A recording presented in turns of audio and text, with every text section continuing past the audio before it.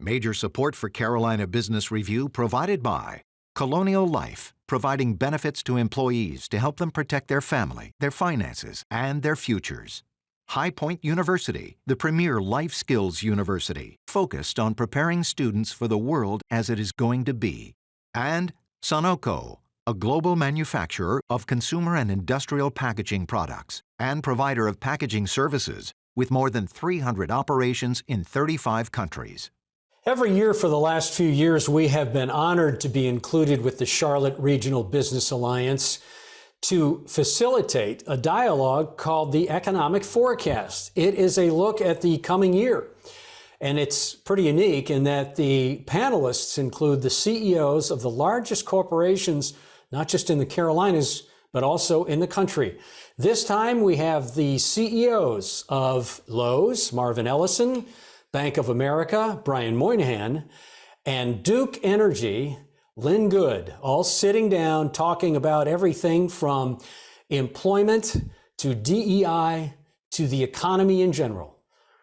We will take a look at it in two parts. Please stay with us because we start part one right now. Gratefully acknowledging support by Martin Marietta, a leading provider of natural resource-based building materials, providing the foundation upon which our communities improve and grow. Blue Cross Blue Shield of South Carolina, an independent licensee of the Blue Cross and Blue Shield Association. Visit us at southcarolinablues.com. The Duke Endowment, a private foundation enriching communities in the Carolinas through higher education, healthcare, rural churches, and children's services. This is a Carolina Business Review special presentation of the Charlotte Regional Business Alliance 2022 Economic Outlook, featuring Lynn Good, Chair, President, and Chief Executive Officer of Duke Energy, Brian Moynihan, Chair and Chief Executive Officer at Bank of America, and Marvin Ellison, President and Chief Executive Officer of Lowe's. And now, Chris Williams. And thank you all. It's nice to see you, Brian, Lynn, Marvin. Madam Chair, I start with you for better or for worse. So, Lynn, over the last 20 months, it's not a surprise, a public health crisis has changed many things. What do you think the permanent new rules of engagement are for business, strategically, tactically, in every way? What do you think? It has been an incredible 20 months, Chris, and I think about those early months where your focus was so keenly on customers and employees and community, because we weren't only dealing with a health crisis, but we were dealing with an economic crisis. And I think what we learned in each of those areas are going to be with us for a very long time. So for customers, we really got focused on our vulnerable customers, those that were impacted most heavily by the economics. And we had an opportunity to put technology in place to really innovate around how we can connect our customers with resources that are available in the community. And I'm proud of the fact that we brought over $45 million into the company to support our customers from all kinds of different social service agencies, federal support, et cetera. For employees, it was all about safety, but it was also innovation and providing flexibility. We sent half of our workforce to work remotely in March of 2020, and they remained that way for the last 20 months. It gave us confidence that the technology and fundamentals that we've been building for some time could be put to use in an incredibly powerful way. And I believe this flexibility that we've introduced for employees is going to be with us for a long time. And then community, I'm so proud of how the Charlotte community came together around this issue, and I know Duke, B of A, Lowe's all made incredible contributions in the community, really to support whether it was hunger or education. Over $11 million from the Duke Energy Foundation into the Charlotte community. But I would also say, as we were fighting all of that, trying to figure out how to keep the lights on during a pandemic, we also did not lose sight of strategy. And I think that's a timeless reminder to all of us, because we have to keep looking ahead 5 years, 10 years, et cetera. And that's where progress around climate, progress around carbon reduction continued despite the pandemic. And that's where focus on racial equity, social justice continued and was even heightened as a result of some of the events in 2020. And that commitment to diversity and inclusion, that commitment to making sure we are doing our part, both as employers and as community leaders, I think is unchanging as well. And I'd like to just thank the 50% of the Duke workforce that was in the workplace every day, our line of service techs, our power plant operators, for keeping the lights on with great reliability during that time. And their commitment to all of you is unchanging. And so I think there are a lot of learnings and a lot to be proud of from the last 18 months. Thank you. We're going to unpack a lot of that. We're going to talk about employment. We're going to talk about DEI. Chairman Ellison, I want to come back to you on how is Lowe's forever changed? And I don't mean just from the stores or the supply chain or sales, but how do you think differently now based on what we've learned the last almost 2 years? Well, first, it's good to be here. We went into the pandemic like most major companies thinking that we needed to shore up our liquidity because we had no idea what was going to happen to demand. And the opposite occurred. Demand went through the roof because all of us started to spend more time at home. And so I think what's changed, and I think will be forever changed, is how we view the home. It's always been our largest investment, but the home went from just being a residence to a school, an office, your primary location for recreation and entertainment. And because of that, people started to make modifications on how can I take my existing residence and make it into all these things and make it more modular and make it more agile. And so for us at Lowe's, that's kind of the role that we've been playing, for the last, 20 plus months. I think the other thing that we learned as a retailer is that customers desired and demanded choices. Some customers remained very comfortable putting on their mask and coming into the brick and mortar environment like they had always done. But you had customers who had never, ever ordered anything online that became very efficient at ordering online because they did not want to take the safety risk of going outside and venturing into an environment that they were not comfortable in. And so we had to create opportunities and options for customers that we currently didn't have in place at that time, things like curbside and touchless lockers and those types of things, and same-day delivery from stores. So the agility and flexibility to allow the customer to have choices in how they shop for a retailer was something that we think we'll never revert back on. And another dynamic that I think we all saw play out, in some cases in a tragic manner, is the impact for aging customers, aging residents that were not living in their own home, but were living in other types of facilities, and the risks that the pandemic brought upon them. And so now this trend is a lot more aggressive where customers want to age in place. They no longer desire leaving their home to go to a more broader residence. They just want to stay where they are. But then that requires modifications. My dad's getting ready to turn 80 years old, and I've tried to get him to move a couple of times, and he's been very clear with me that ain't gonna happen, all right? And so as a CEO of a home improvement company, I'm thinking, okay, well, great, I'll go out and I'll modify the home for him. So I'll get a walk-in tub, and I'll get pull-down cabinets, and I'll, get non-slip floors. And I had a very difficult time being able to do that. I couldn't do it in my own company. And I couldn't find one location to do it in. And so that dawned on me, if I can't get this done as the head of a home improvement company, this must be really hard for everybody else. and so we decided to collaborate with AARP and come up with an initiative where we are giving a project management one-stop shop for aging customers that desire to stay in their home and allow the home to be modified to their mobility changes and their lifestyle changes. So those are things that we noticed that the pandemic accelerated, and we don't think that we'll ever go back. Chairman Moynihan, what did you notice that maybe you wouldn't have, we not have this shock to the system? I think in the end of the day, some of the activities that were going on in terms of people's digital behavior and stuff were on a line, and they may have jumped up, et cetera. But the real change really was in how we work and how we get things done. So, whether it's Lynn or Marvin or our company, you had people who had to stay in the field, people in our branches, and they did a fantastic job. The people out making sure the stuff worked for you, the people in your stores. But you had, in our case, 180,000 people, or 160,000 people went home overnight, basically. And you had to position them, so we had to get a hold of 100,000 computers and put them in people's homes and get them Wi-Fi strength and types of functions that people carry out a laptop if you're a certain type of function, but not if you're a call center operator. And how do you run millions of calls a day and stuff? So it really forever changed the way you thought about resiliency and about recovery, et cetera. And then frankly, people forget that there was a time period here where it was very dicey.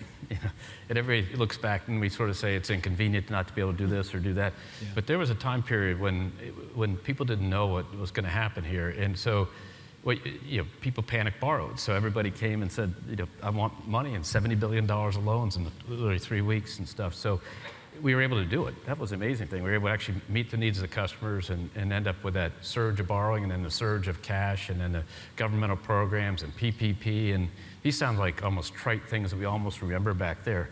But it was 500,000 loans in 3-6 months time and stuff like that, and 10,000 people working on Easter weekend. So I think you learned a lot about the ability to adapt. You learned a lot about the ability to take a business model and move it to a different place quickly. You learned a lot about the resilience employees. We all learned a lot about medicine we probably didn't think we knew, and how to work with that. But it was really the teammates that got us through us. They served the customers well. They took care of each other. And then we learned a lot about changing your benefit plans to really meet the needs of teammates. So it was clear to us when we had all the people go home that we had to make more convenient for them childcare. So we basically gave everybody $100 to hire somebody to come in their home and take care of the kids. No questions asked. Mm-hmm. It could be your brother, sister, mother, whoever, and we'll pay you $100 a day to do that. And that allowed people to stay on the phones and work with customers and do their job because they couldn't, because they were, overnight you became the tutor, prepared the meals with a hall monitor, made sure you're the study hall monitor. You were the technology person because the schools weren't that good at distributing technology. And so, so we just had to make sure people were comfortable and got people help in their home, and, and things like that were instantly adapted, were the right answer, cost. In that case, we've done 4.5 million days of that, so $450 million. Mm-hmm. But you couldn't have served the customers, done what you wanted. And by the way, the mental stress in the household was stressful enough, and we did everything we could do to take that stress down so people could do their job. So I think we learned a lot about that. Now, how that all plays out, I think the world's relatively premature in deciding. The world's changed forever. There were things going on. They changed. All of our business models changed. But the reality is that there was no choice. Now there's choice. Now what happens next is going to be much more interesting because there was no choice. You couldn't have anybody at work. Mm-hmm. You couldn't, now there is choice. And so how we're all going to deal with that as business leaders, how economies are going to deal with it, how the structure's going to deal with that, as Marvin talked about, assisted living and stuff, all this stuff has changed. We don't know quite how yet, but we know it's changed. And that'll take some time to really figure out when you can swing back and have choice again, what people will decide to do will be an interesting thing. Yeah. I'm going to move my chair because I feel like you might feel like the Uber driver that you can't be turning around looking at me. You didn't, and you didn't pay me anything for this, Chris. Thank you. This is the unedited part of the program that you have. You could pay me twice what you paid me last year. So. Lynn, as Brian just described it, are we, so as kind of triaging the business gives way to almost some bit of just being tired of the situation, and of course those are my words, what are the next steps? So where do you see 12 months from now? Are we worried about the next variant? Are we more focused on, as you talked about, getting people back in? Are we focused on what the new worker looks like? What do you think 12 months from now is going to be the talk? Chris, I think we're still finding our way, but I think the mindset has changed to living with the virus. So it's Omicron now. I don't know what it is next time around. We have more tools this time, right? We have vaccines. We know more about the disease. We have the confidence that we can adapt, the points that Brian made around flexibility. We know we have a lot of tools to address this. And so, our objective is to keep going, not only doing what we do every day, serving customers, but to make strategic progress on carbon reduction, on transforming the electric system, on meeting the needs of this growing economy. The economic development engine of the Carolinas has continued with great force, just the announcement on Monday of the EV battery facility. So what I think about 12 months from now is let's just keep adapting and adapt with confidence that came out of this pandemic to continue to grow the economy and continue to grow our businesses.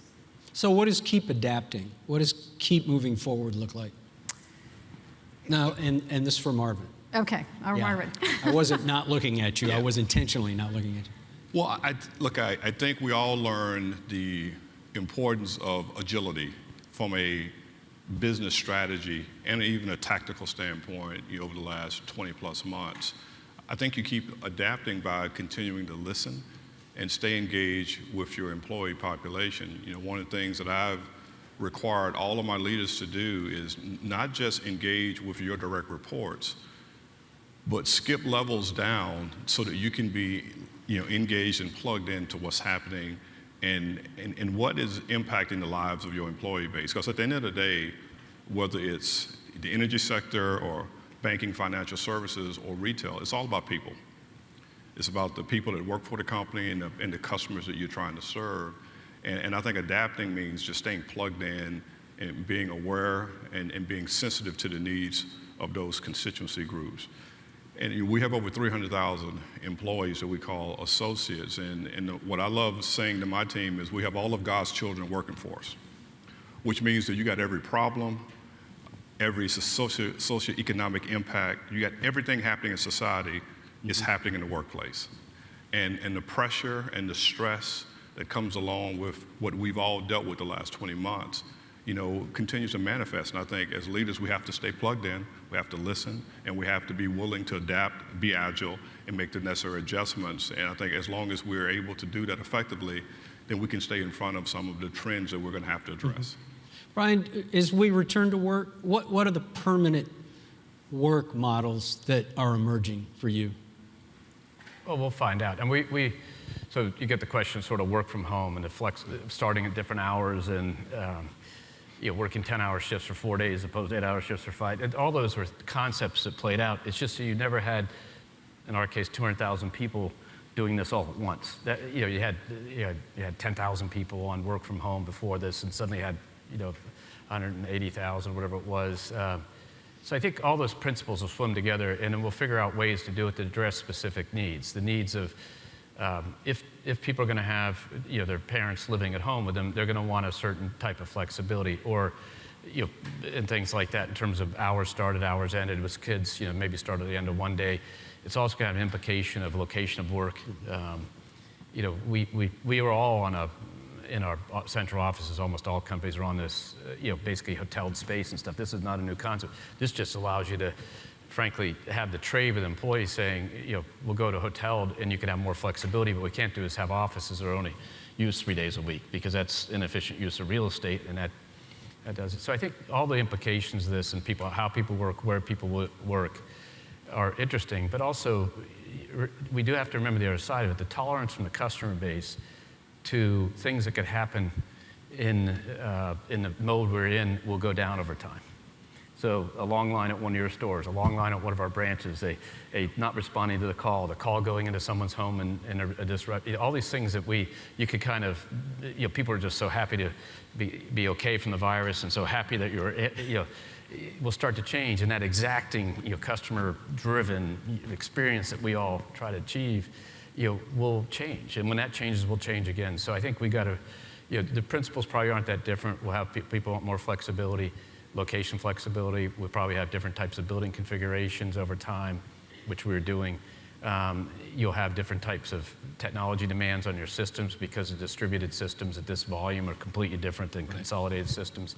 But I don't think any of these are wholly, geez, we never thought of that.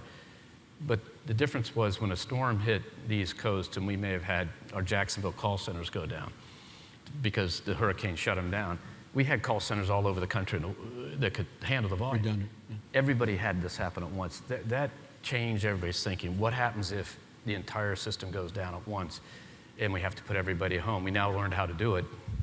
We had to make it up as we went along. But that to me, those are the kinds of things that are different, which is this could affect everybody's operations as opposed to locationally specific, unit specific, partial unit specific, et cetera. And so you have these broad themes and these very tactical themes at the same time. Lynn, when you try to plan out, look around a corner with this, when you're trying to figure out what to do with a workforce that's fair, of course, but you also want to measure productivity. You want the integrity of the job getting done right. You don't want your workers overworking at home either. Sure. So how do you figure out, well, this is how we're going to purpose our real estate, or these are the folks we need back in. This is the permanent the new work model. This is the permanent hybrid model. If you don't mind, what are those privy conversations?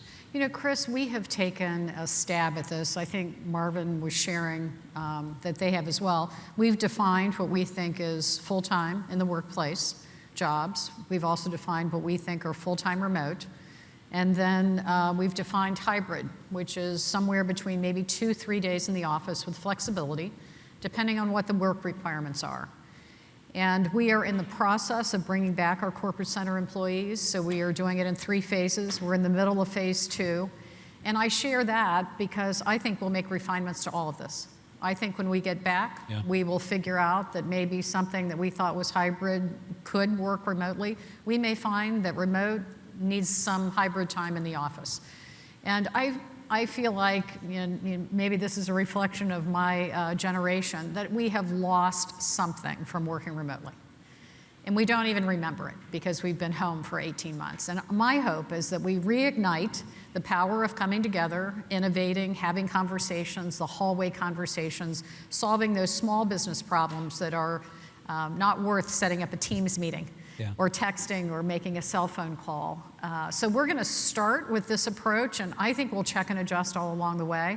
And this adaptability and flexibility we've been talking about gives me confidence that we can keep adapting and adjusting. The North Star for us is customer experience and customer service, 24 hours a day, all seasons, great reliability. And if we keep our focus on that, and the safety of our employees, of course, foundational, I think we'll make good decisions as we go forward.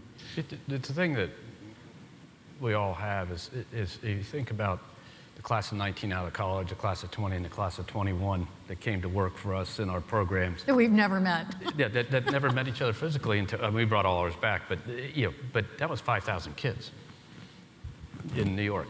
Yeah. Just noodle on that. Sure. Never met their boss, never met each other other than informally and things like that. We're also not in the central location. You sort of noodle on it. You start to say, even with normal attrition over a couple of years, and we've all had kick-ups and attrition as it normalizes again, you start to think how many people have never met. So there's an element of this that I think you can't be premature on it. You have to remember, we have to get people back to something, and then as Lynn said, then you have to adjust again, because whatever we think now, I guarantee you in 2 years from now, we'll look back and say, we really thought that? Just like 2 years before this, we said, we really thought that the way to recover was this way. So I think we got to be careful about being absolute as business community and think about, around a city like this bringing hundreds and hundreds of kids into town to work for the first time who literally went to college and went home, and it's 3 class years. 3 class years were disrupted. Marvin? Well, look, I don't disagree with anything that Lynn and Brian said, but my situation is a little more complex, and I think Brian deals with this as well with his branches. While we had corporate associates working remote, I had 1,700 plus stores open every day throughout the pandemic. So of my roughly 340,000 employees, 95% of those are store and distribution center based. And they didn't get the option to work remote. Yeah, sure. Because customers needed us, to meet the demand of the changing environment in their residence, and they also needed us to ensure that they could buy products to maintain a degree of safety. So we have a balance of having a corporate staff, so to speak, that we were forced to put into a remote environment, but yet we had store associates that were out literally on the front lines serving customers on a day-in and day-out basis. So one of the things we had to do was create a level of trust with our frontline associates that they were not the exception to the rule of the other procedures that we had in place for our corporate-based associates. One of the ways we did that is I required all of my officer-level leaders, including myself, to be out in stores every week. Because I felt if we were going to mandate that our store managers and cashiers and the receiving associates, et cetera, if they came to work every day, then I wanted my vice presidents and senior vice presidents and executive vice presidents and chairman and CEO and everyone else to find ways to be out in those stores every week, engaging with those associates, making sure that they had what they needed, and also to reinforce to them that we're no better than you are. If you're out here in the stores, then we're going to be out here with you as much as we can to make sure we're listening, learning, and trying to help you manage and maneuver through this really challenging environment. Did your leadership team do that easily? Did you get pushback from them? Oh, sure I did. Some people, a small group that would say, well, I don't feel safe going out in the stores. And I said, well, great, go anyway. Because... Go anyway. No, really. And here's why. Because every cashier, every receiving associate, every store manager, every pro desk associate could have made the same argument. But in order for them to provide the livelihood for their families financially, we needed them to be out there. Now, along with that, I'm pleased to say that we paid out, just in 2020, almost $1 billion in bonuses for frontline associates. You've been watching part one of a two-part series of an economic forecast with the CEOs of Lowe's, Marvin Ellison, Bank of America, Brian Moynihan, and Duke Energy's Lynn on what may happen in the region in the Carolinas. Next week, we start with part two. Major funding for Carolina Business Review provided by High Point University, Martin Marietta, Colonial Life, the Duke Endowment, Sunoco, Blue Cross Blue Shield of South Carolina, and by viewers like you. Thank you.